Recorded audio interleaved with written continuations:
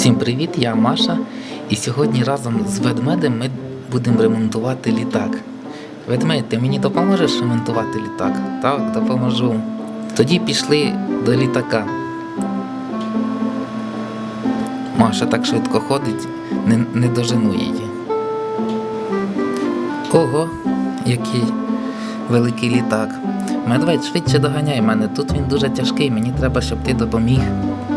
Іду, ти так швидко ходиш. Медвідь, допоможи мені, підніми зелений літак.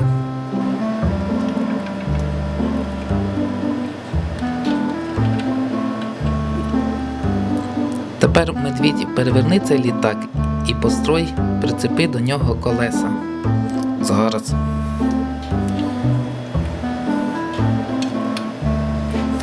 Ого, який тяжкий літак.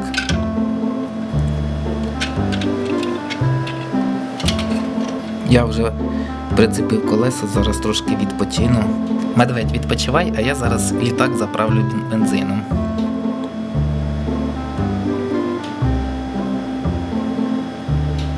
Так, беремо ми каністру, йдемо і заливаємо бензин в двигун.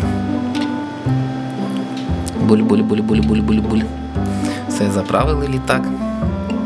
Медведь, відпочив? Тепер допоможи мені, там треба закрутити літак. Зараз допоможу.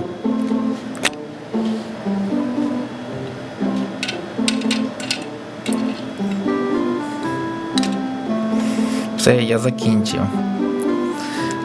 Так, зараз тепер провіримо, чи працює літак. Брррррр. Ура, літак тепер працює.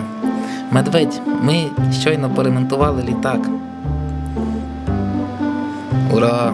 Всім пока!